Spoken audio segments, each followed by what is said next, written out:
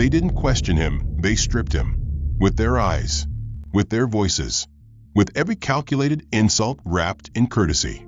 First, they yanked his boarding pass like it was forged. Then they told him to move, because his kind made the other passengers uncomfortable. A black man in first class, sitting too straight, dressed too sharp, breathing too confidently. He became their target before the plane even left the gate. They wiped down his seat after he stood, whispered that he smelled, moved his bag near the restroom like it carried disease. The crew called it protocol. The passengers called it suspicion. But it was something else. It was erasure, done publicly, without shame. He never raised his voice. He didn't need to, because what none of them knew was that they had just humiliated the wrong man. And when the truth landed, it would hit harder than any turbulence. This story isn't about flying. It's about power, perception, and the violence of low expectations. If you're ready to see what happens when the system tries to bury someone it doesn't understand, hit like, subscribe, and drop a comment. Where are you watching from? And what would you do if the seat they stole was yours? Elias Monroe walked into Terminal 4 of Monarch International Airport as if he had done it 1,000 times before. His expression was calm, composed, unreadable. He wore a slate gray two-piece suit pressed to perfection, a muted silver tie tucked neatly against his white shirt, and shoes that reflected the fluorescent lights above like polished obsidian. His presence was quiet but firm, drawing subtle glances that he never returned. The staff at the first-class check-in counter didn't greet him. One of them looked at him, hesitated, and then pointed toward the economy line without a word. Elias didn't argue. He simply lifted the edge of his boarding pass, tapping twice on the bold lettering that read, Seat 1A First Class. The woman's expression tightened. She looked down, checked the system, and without apologizing, waved him through with a stiff nod. The gate attendant didn't offer a greeting either. She only paused mid-sentence while chatting with her colleague, her voice dipping when Elias approached. As he handed over his boarding pass, her eyes narrowed for half a second. Then she scanned it, frowned slightly, and said nothing. As Elias moved forward toward the jet bridge, a middle-aged man in a blazer with elbows worn smooth glanced over from his place in line. He smirked. His voice carried loud enough for nearby passengers to hear. Looks like one of the ground crews trying to board. Someone chuckled. Another said not quietly enough, hope he didn't mistake this for a casting call. Elias didn't turn around. His expression didn't change. He stepped onto the aircraft calmly. The interior of the first-class cabin was sleek and hushed, drenched in muted golds and ivory leather. It was curated, elegance designed for people who paid to pretend they owned the sky. As Elias stepped into the cabin, a tall woman in a tailored Navy uniform approached him with a sort of smile that didn't reach her eyes. She raised one hand and touched his arm. "Sir, I believe you're looking for the rear of the plane." The words weren't said, but they lived behind her expression. He handed her the boarding pass. She looked at it, then blinked like she couldn't trust her eyes. "Let me check something," she said, not waiting for a response. She turned on her heel and walked briskly toward the galley. Elias stepped forward, but before he could reach his row, another passenger, a ruddy-faced man with gray hair and a silk scarf, let out a dry laugh. "Bet he's lost," he said to no one in particular. "Maybe the costume department's doing recon today." Someone a row behind him muttered something unintelligible, but laughed anyway. The woman returned and offered Elias the pass again, this time with a forced smile. "You can proceed." She moved aside, not meeting his eyes. When Elias reached seat 1, a woman across the aisle glanced over with a quick, sharp movement. Her eyes lingered too long. Elias placed his briefcase gently under the seat, removed his coat, and sat down. The welcome drink was never offered. The attendant passed him by as if his presence didn't require protocol. She stopped beside the man next to him, a hedge fund partner by the look of his Rolex and well-fed smirk, and poured a glass of champagne with flair. She chatted with him for a moment, then moved on, ignoring Elias as if he were invisible. A child wandered into the cabin, paused in the aisle, and looked curiously at Elias. His mother quickly pulled him away, whispering, "Keep walking. That's not for us." She didn't seem to realize the irony. The murmurs continued. Words like mistake, joke, experiment floated just beneath the hum of ambient music. When the lead steward walked through for the final cabin check, he paused in front of Elias's seat, pretended to check the overhead compartment, and then leaned slightly closer. "Is everything all right, sir?" The emphasis wasn't friendly. It was suggestive, as if Elias's mere presence in that seat signaled trouble. The murmurs continued, threading through the cabin like a whispered verdict passed from face to face. Then, without warning, a different flight attendant, a man this time, with a name tag that read Terrence, approached with brisk formality. He leaned slightly, his tone low, but audible enough to draw attention from the nearby rows. "Sir, would you mind standing for a moment? We need to perform a quick safety check on your seat."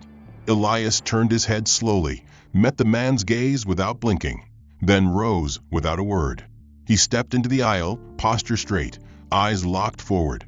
As he stood there, the man pulled out a sanitizing cloth from his back pocket and began wiping the seat, vigorously, thoroughly, as if erasing something offensive.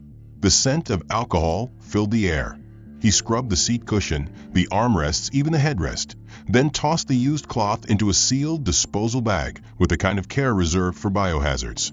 A few rows up, a woman turned to her husband and whispered, "At least they're finally enforcing hygiene standards."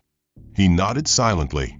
Elias remained motionless, a still figure surrounded by silence, so sharp it could cut steel. Then another voice, quieter but cutting deeper, floated from the row behind. "Do they usually inspect the seats like that?" It was a woman in a navy pantsuit, blonde bob, aged around 50. Her voice was curious, but her tone was barbed. The flight attendant who had just wiped Elias's seat gave a tight smile. "Only when necessary, ma'am," she replied, lowering her voice, but not enough to hide the implication. The woman tilted her head and said, "Strange definition of necessary. I always assumed first class had better filters, for the air and otherwise." A faint chuckle from her seatmate sealed the insult. Terrence turned back to Elias, gave him a brief nod, and motioned for him to sit. Elias said nothing. He returned to the seat that had just been scrubbed raw, his movements exact and measured. No one had touched any other chair. No other passenger had been asked to move. The antiseptic odor lingered, thick and medicinal. The gesture wasn't for safety. It was theater. His fingers curled slightly on the armrest. A second attendant approached a few moments later, a woman with a sharp bun and clipboard. She moved down the aisle briskly, her eyes skimming the passengers like a scanner. When she stopped at Elias's row, she paused again. "Mr. Monroe," she said, not hiding the strain in her voice, "I need to confirm that your identification matches your boarding record." Elias looked up slowly, retrieved the small wallet from his inner pocket, and handed over both ID and ticket. She glanced at them, her mouth a tight line, then returned them without comment. She said, "Thank you," and walked away. He exhaled through his nose once, quietly. The scrutiny didn't end there. Moments later, the beverage service began.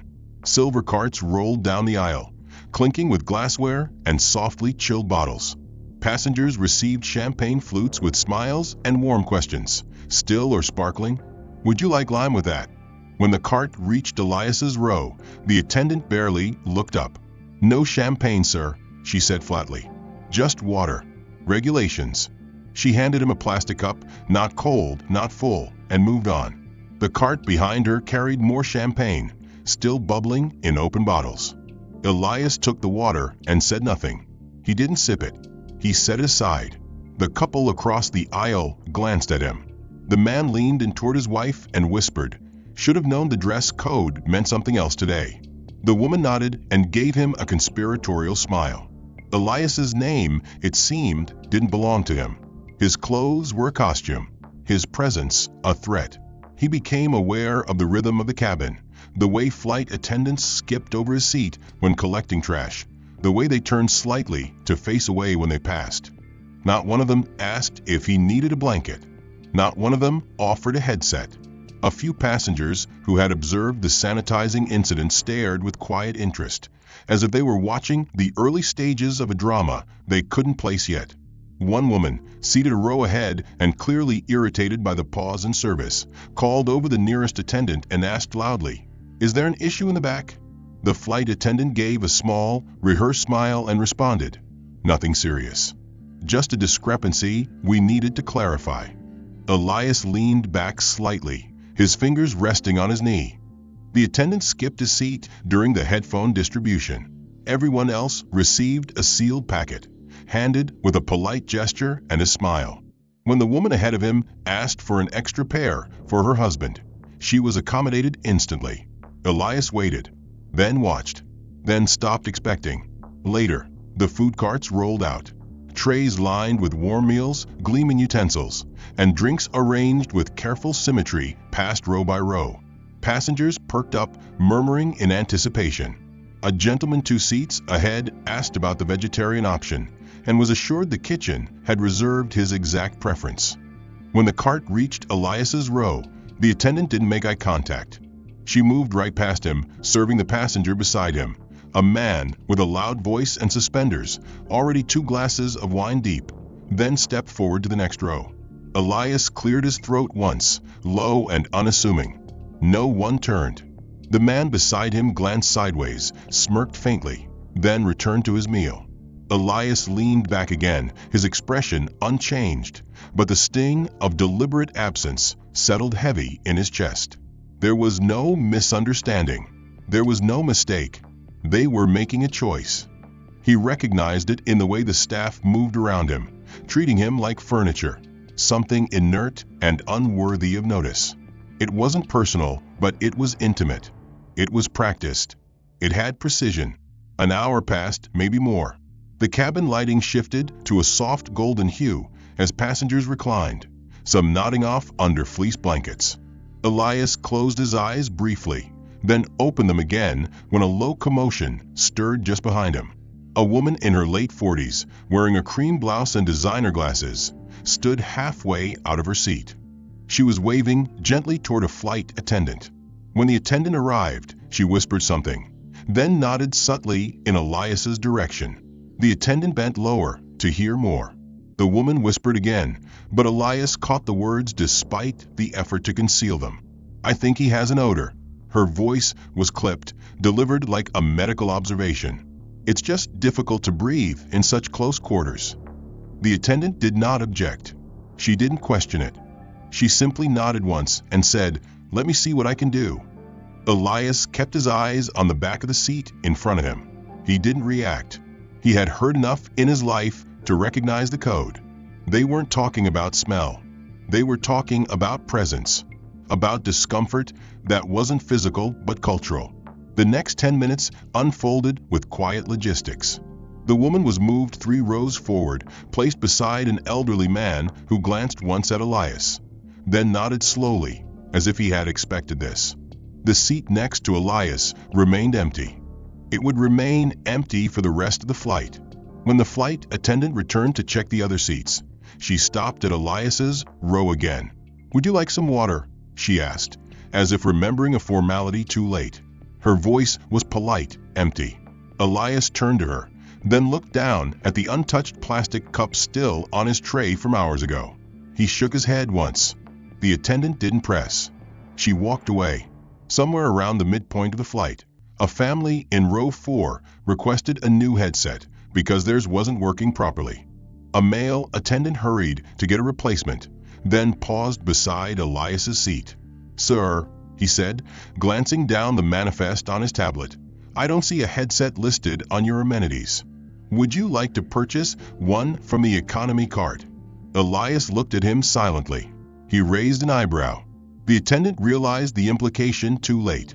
First-class passengers weren't expected to purchase anything. Elias said nothing. The attendant flushed, nodded, and turned away. The silence around Elias was no longer accidental. It was engineered. Other passengers noticed it too. A woman across the aisle had been watching since the first incident.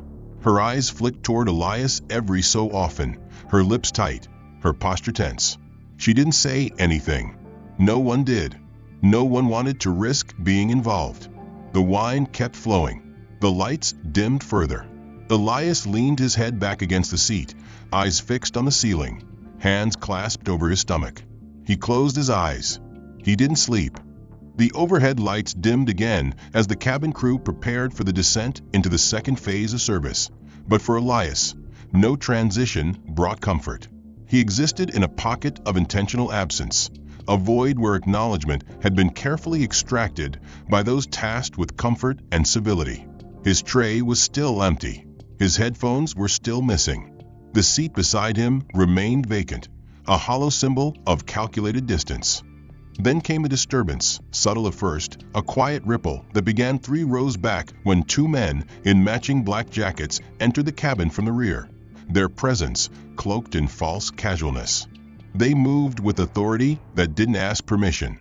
One of them whispered something to the lead flight attendant, who immediately straightened, nodded, and gestured toward Elias's row. The men approached in silence, faces unreadable, their movements rehearsed. When they reached Elias, one of them leaned in slightly, spoke with clipped, professional calm. "Mr. Monroe, we're going to ask you to accompany us to the galley. There's a matter that requires verification." Elias didn't respond immediately. He glanced once toward the attendant standing behind them, then slowly unfastened his seatbelt. His body language betrayed no resistance, only a deliberate, practiced stillness. He stood, adjusted the cuffs of his sleeves, and followed without a word. The cabin watched. Eyes followed his every step, curiosity disguised as caution, discomfort disguised as concern. No one spoke. No one offered protest. In that moment, Elias understood the theater he had been cast into. He wasn't being escorted for any procedural purpose. He was being displayed. His walk down the aisle was a procession of presumption, a moving target of speculation. Passengers leaned out of their rows, heads subtly tilted, mouths tight with unspoken assumptions. Someone whispered, "Was there a disturbance?" Another muttered, "Always a risk with these situations." He heard them all, not with his ears, but with every scar he had carried across every boardroom, every interview, every handshake that hesitated too long before gripping his palm. In the galley, he was not handcuffed. He was not threatened. But he was asked for his ID again. He was asked about his destination, his job, his reason for travel. The questions were rehearsed, layered in fake civility. He answered them all, calm and measured. He knew better than to show indignation. That was the final trap. A flash of pride, a raised voice. Those were the things they waited for. But Elias gave them nothing. Only facts. Only silence between responses. One of the men tapped his tablet, compared details, nodded. "Thank you for your cooperation, sir," he said. "You may return to your seat." Elias didn't reply. He turned and walked back with the same calm precision. The cabin, still watching, took him in like he was returning from interrogation, not a lavatory. He resumed his seat. The attendant glanced his way once, then disappeared behind the curtain. But the next insult had already been arranged. His carry-on bag, the same black leather case he had placed carefully in the overhead bin above 1A, was gone. Elias looked up, scanned the compartments. Then he saw it. His bag had been removed and placed near the back of the plane, set awkwardly on the floor beneath the last row of first class, next to the lavatory. Not in a bin, not on a seat, on the floor. He stood again, walked back, lifted it in silence, and returned it to his compartment without assistance. As he sat again, a man across the aisle raised an eyebrow and asked the attendant, "Was that luggage causing an issue?" The attendant responded quietly, "We had to rearrange for balance," a lie so casual it almost sounded administrative. Elias heard it. He filed it away with the others. The absence of apology was its own form of aggression. In first class, apologies were currency. People apologized for the wrong meal, the wrong wine, the wrong pronunciation of your name. But here, where Elias had been reduced to a tolerated presence, silence replaced remorse. It was safer that way. The damage had been done, not through shouting or open hostility, but through the slow erosion of dignity, the methodical unthreading of belonging.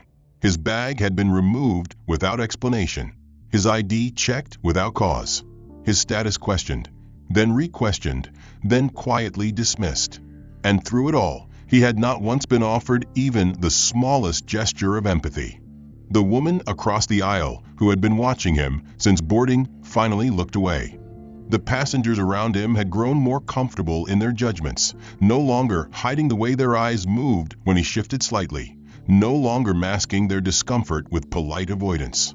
He had become a fixture they no longer needed to pretend about, an anomaly to be studied in silence, or worse, discussed in low murmurs, cloaked as curiosity. The captain's voice broke through the cabin speakers, offering an update on the cruising altitude and an expected on-time arrival, followed by the usual instructions for comfort and safety. But the routine message barely registered among the hum of new tension forming near the front of the first-class section. It began when the cockpit door cracked open and a tall, lean man in uniform stepped into the aisle. The co-pilot, his silver-trimmed epaulets gleamed under the cabin lights as he made his way down the aisle with casual authority, his expression neutral until he reached row 2. Then something shifted. He slowed his stride slightly, glanced toward Elias's seat with narrowed eyes, then leaned in toward the lead flight attendant standing near the galley. His voice was low, but not low enough. Passengers seated nearby heard the phrase, "Is that him?" The flight attendant responded with a shrug, uncertain. The co-pilot tilted his head, then whispered something into her ear, a smirk tugging at one corner of his mouth.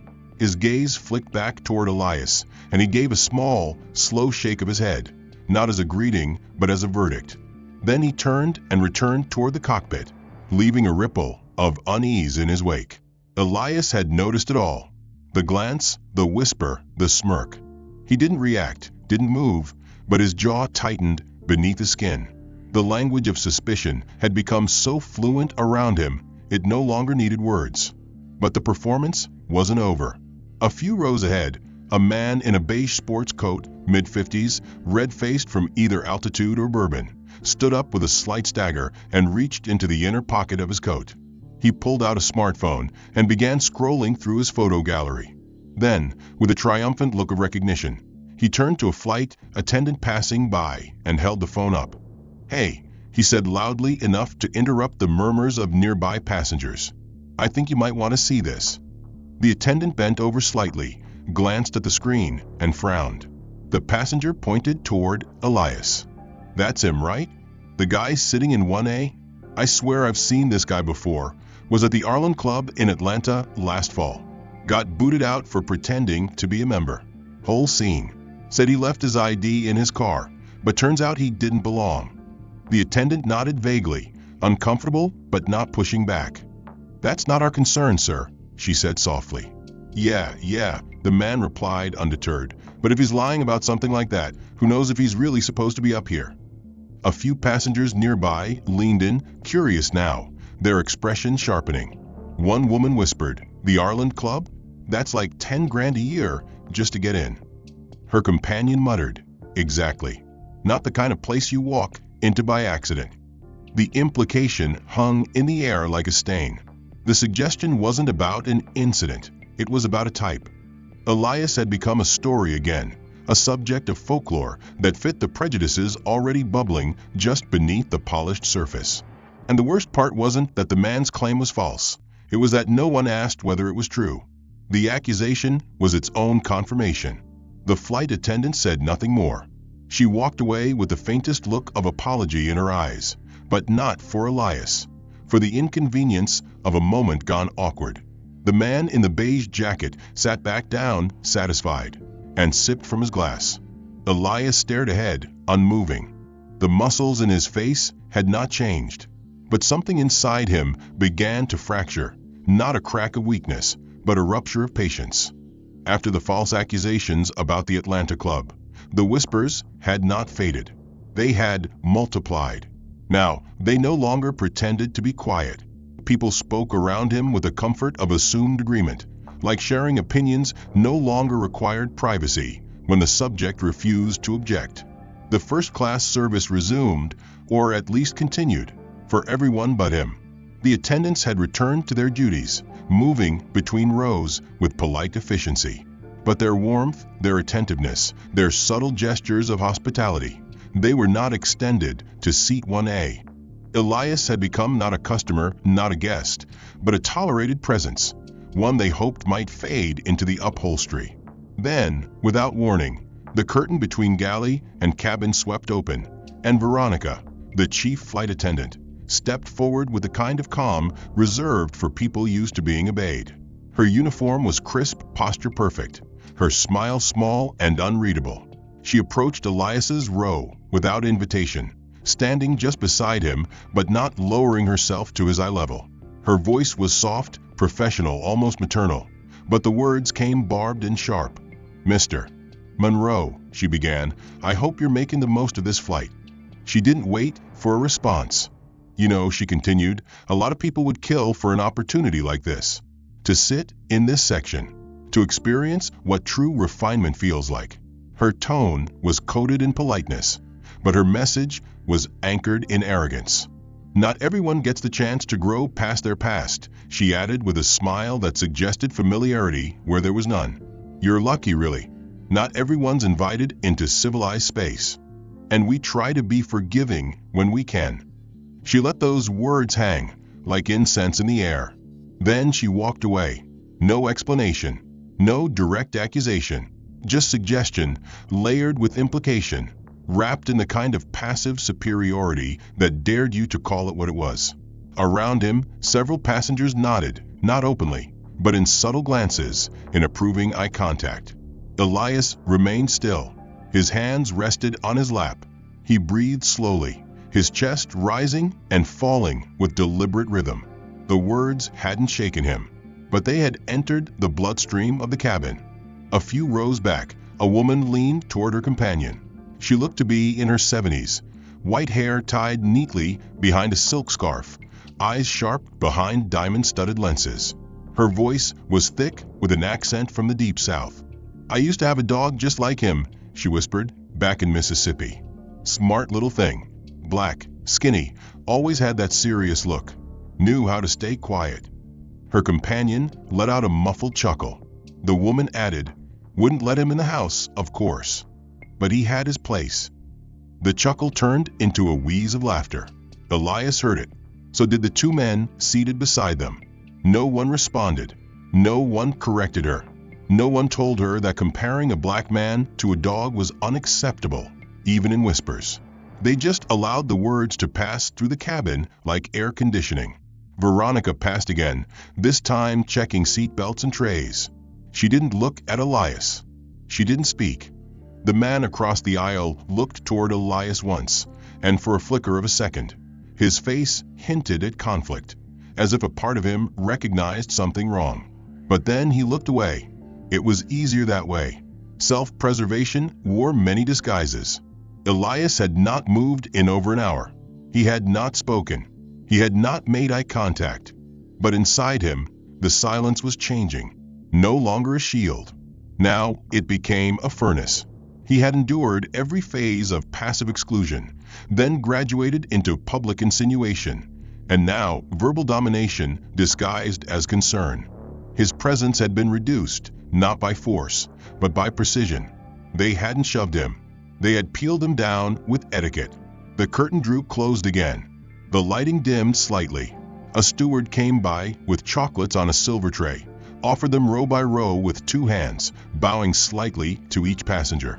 When he reached Elias, he paused, hesitated, and then kept walking. The tray didn't tilt his way. Elias didn't ask. He didn't raise a finger. He simply exhaled once, through his nose, and allowed the moment to settle where it landed. Through it all, his composure had never cracked, his voice had never raised, and his presence had never diminished. But beneath the calm exterior, something had shifted, no longer merely enduring. Elias had begun calculating. Every whispered insult, every bypass tray, every passive-aggressive word spoken by a flight attendant or muttered by a passenger had been stored with precision. He wasn't simply absorbing damage. He was accounting for it.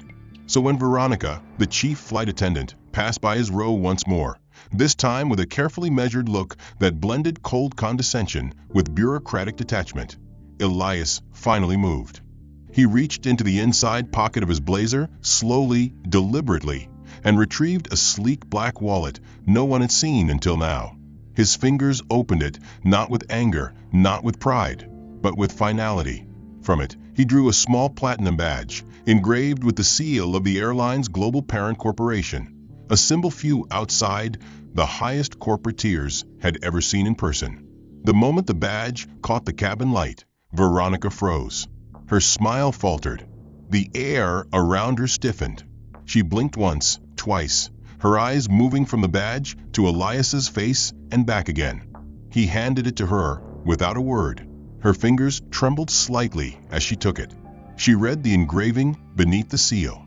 Elias Monroe, Strategic Lead Partner, Equity Holder, International Division, Executive Governance Board.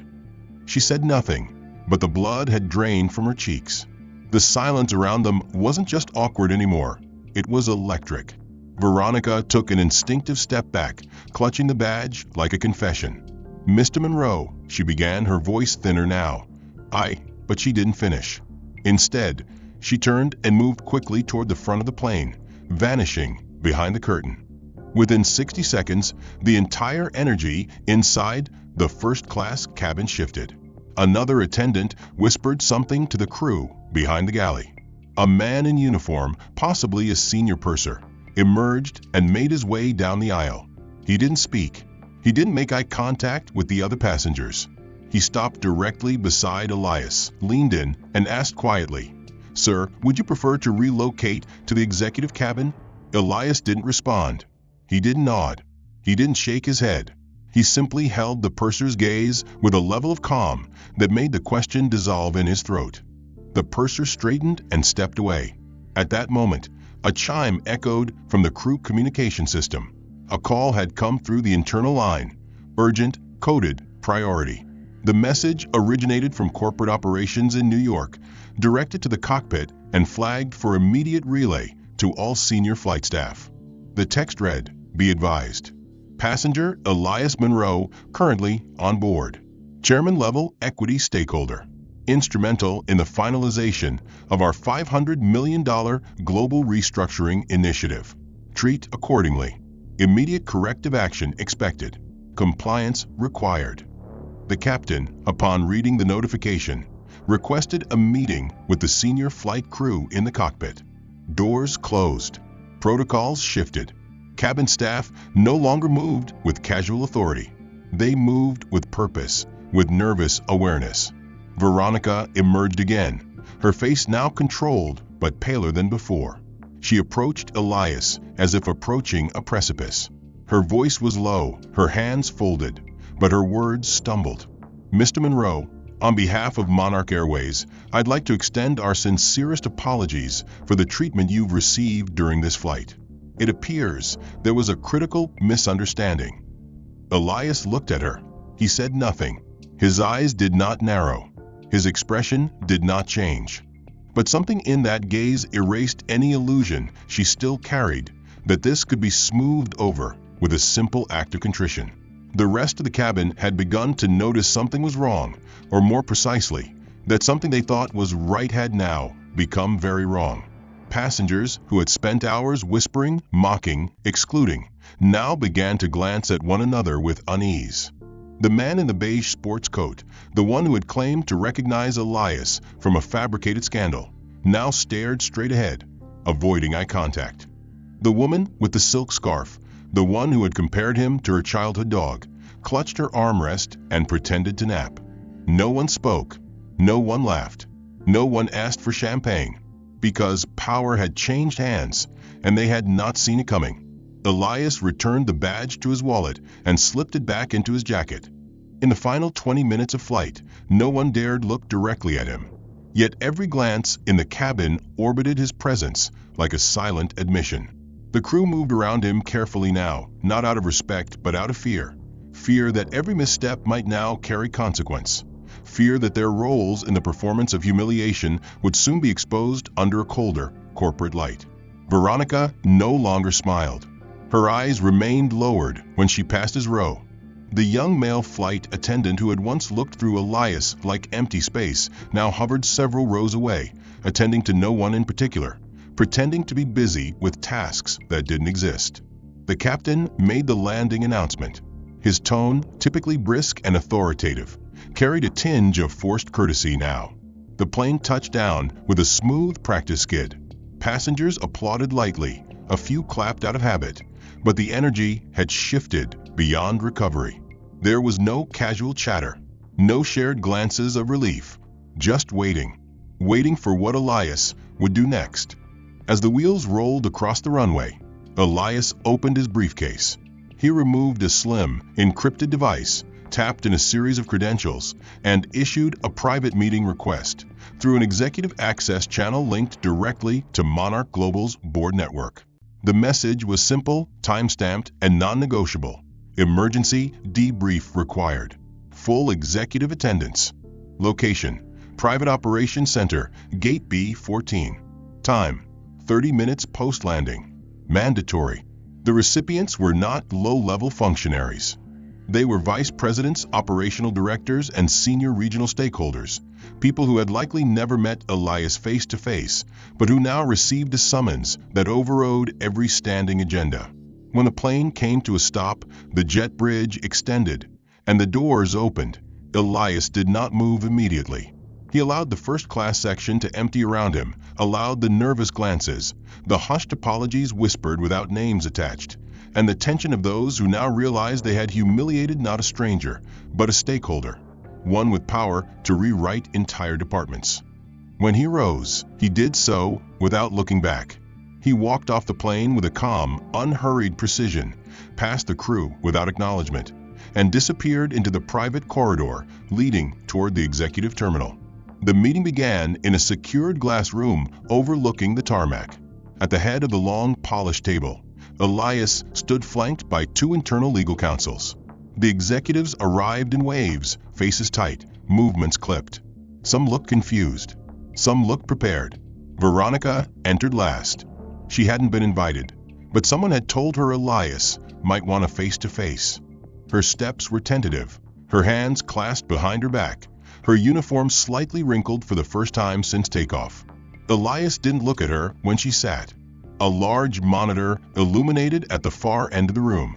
A security tech played the footage Elias had obtained, not from a live stream, not from passengers' phones, but from the internal surveillance system embedded throughout first class.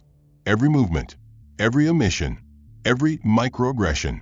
From the moment Elias was first stopped at the gate to the final condescending whisper from Veronica's mouth, it played in sequence with timestamps and facial IDs registered in the corner of the screen. The room went still. When the final frame faded to black, Elias finally spoke. His voice was level, even quiet, but the clarity in his words made the air tighten. "Is this," he asked, "how our company defines premium care?" No one answered. No one needed to. Carter, the captain, wasn't in the room yet, but Veronica was. Her breathing was shallow now, her shoulders no longer squared. Elias continued. "Effective immediately, Chief Flight Officer Carter is to be suspended pending full investigation. Ms. Veronica Fields, your services are no longer required." Veronica flinched. She looked around the room, as if searching for an advocate, someone to stop what was already unfolding. No one met her eyes. No one spoke in her defense. Elias tapped the device again. Two security personnel entered the room. They did not touch her. They simply stood beside her, waiting. Veronica rose slowly, her composure cracked but not yet broken, and walked out. The door closed behind her with the softest click, a sound smaller than the damage she had caused, but louder than any apology she could have offered. The boardroom remained silent. Elias turned back to the group. Carter, the pilot once confident in his immunity, was informed by registered courier that his license had been suspended indefinitely pending formal revocation hearings. His name was entered into a no-fly directory. He would not touch another cockpit again. The letter was brief. It contained no apology, only a summary of findings and a concluding line: "We have no place for personal bias in positions of public trust." Carter didn't respond publicly. He disappeared from the media. His last known statement, captured by a reporter outside his gated residence, was a simple, defensive mutter: "I did what I thought was best for the integrity of first class." But integrity had been redefined. Veronica, meanwhile, received her termination notice not through HR, but through an injunction issued by the Airline Ethics Oversight Committee. She was barred from working in any aviation-adjacent role for 10 years. Her name was flagged in hiring systems across 5 continents. Her fall was not quiet. Her colleagues distanced themselves. Her resume was removed from professional networks within hours. She tried to deny it. She tried to blame stress, confusion, the complex nature of modern diversity training. But none of it landed, because the footage spoke louder than her excuses. It showed intent. It showed pattern. It showed what people like Elias had always known but rarely proved so cleanly. Monarch Airways stock began to bleed almost immediately. Within 24 hours of Elias's meeting, news broke on financial networks. An anonymous source, later confirmed to be a compliance officer, had leaked the video footage to a major investor group. The board tried to contain it. They failed. The footage wasn't just damning, it was undeniable. The cruelty, the escalation, the systemic ease with which Elias had been erased by an entire cabin staff. The internet did what the internet always does when truth is caught on camera. It circulated. Analysts began calculating exposure risk. PR firms offered apologies drafted by committee. But none of it mattered when the Nikata Group, a Japanese conglomerate with a $2.2 billion stake in Monarch's upcoming global expansion, formally withdrew its agreement. The statement released by Nikata's chairman was cold and concise. We do not align ourselves with institutions that condone, overlook, or participate in racial discrimination. Our business is built on respect. That is non-negotiable. Monarch's share price plunged 12% in the first trading hour. The board issued a formal apology to Elias Monroe. It was published across all media channels. The language was careful, polished, strategic. They acknowledged the treatment he received as inconsistent with the values of inclusion and excellence that define our brand. Elias did not respond. He did not need to. His silence became the new standard. Internally, the company underwent a forced audit of its entire personnel conduct policy. 72 employees across corporate and operations were suspended. 32 were terminated. Every internal training document was rewritten within 2 weeks. They changed slogans. They redesigned uniforms. They hired a new chief of culture. But no campaign could undo the stain of what Elias had revealed. Shareholders demanded new elections for board seats. 2 resignations were submitted voluntarily, one by the COO, one by the head of customer experience. Both cited alignment fatigue. But everyone understood the translation. Their tolerance for impunity had expired. Public figures across sectors weighed in. Some called Elias a hero, others a symbol. But he rejected both definitions. He had not come to inspire. He had come to hold accountable.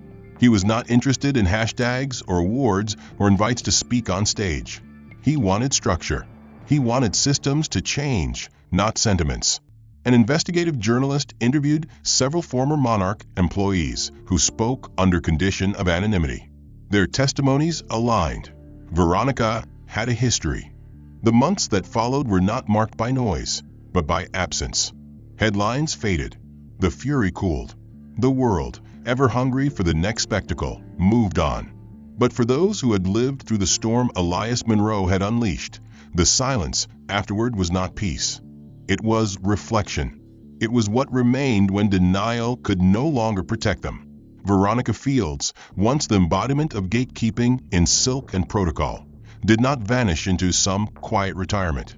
She did not flee to another airline, nor pivot into luxury hospitality as she had once planned. She reappeared in a different setting, wearing jeans, not pressed uniforms, standing not before cabin doors, but outside a modest legal aid office in downtown Richmond. No cameras followed her. No press recorded the moment. But it happened. She arrived one morning and asked to volunteer. She didn't mention her past. She didn't need to. One of the interns recognized her almost immediately. There was a pause, a hesitation, but no rejection. They gave her paperwork. They gave her tasks. Menial things at first, filing phones, intake forms. But in the quiet minutes between duties, she began to see faces.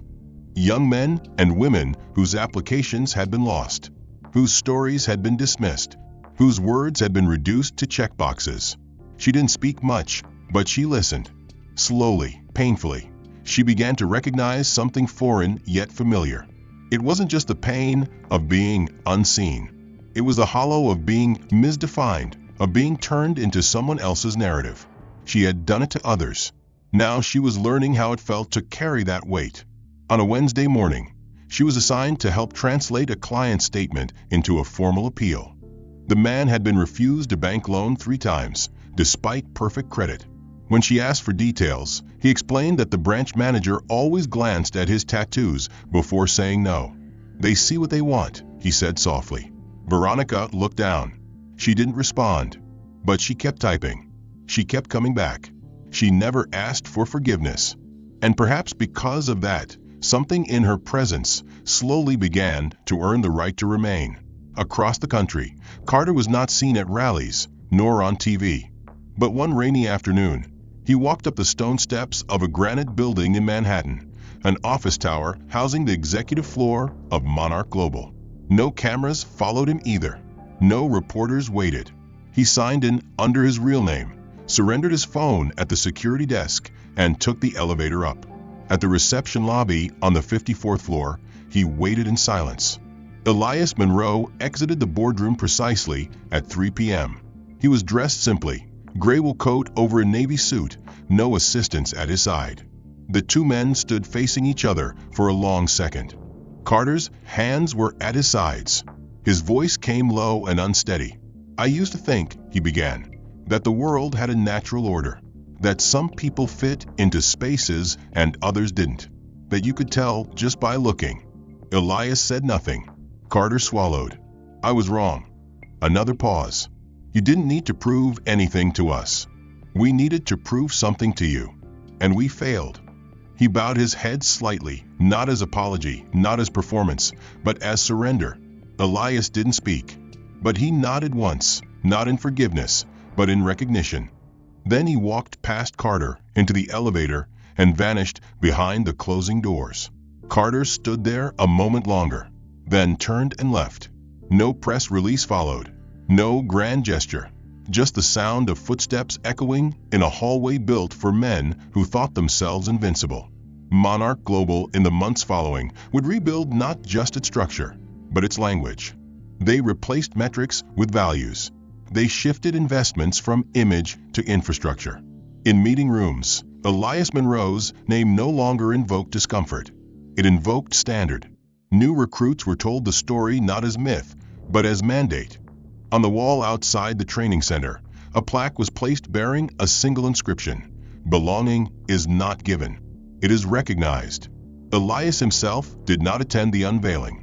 He was elsewhere, speaking not to cameras, but to young entrepreneurs building something of their own. He never mentioned the flight. He never needed to, because those who were watching had already learned the lesson. Justice had not come in rage. It had come in structure. Redemption had not arrived with a microphone. It had begun with the courage to kneel. And forgiveness, if it came, would never be asked for out loud. It would be earned in the silence that followed. The end.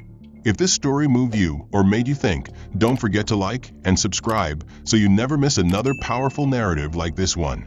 We'd love to hear your thoughts. What part of Elias's journey impacted you the most?